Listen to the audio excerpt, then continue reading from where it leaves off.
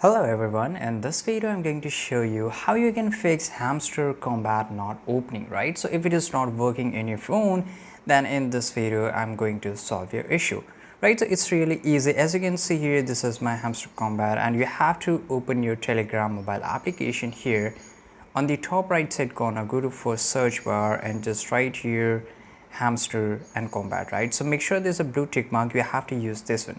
You don't need to use any another stuff or any another server because those are not original one. So once you're here, you have to go to this message icon, just add here slash and click on start, right?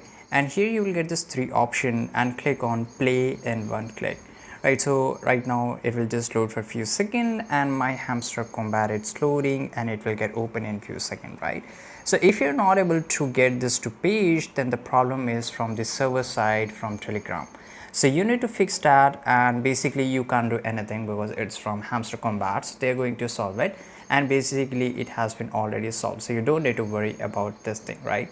And this is only one way to solve the Hamster Kombat, and as you can see, it's working properly, perfectly fine, and this is how you can fix it. So make sure you have to wait for some time and use a correct channel to access your Hamster Kombat.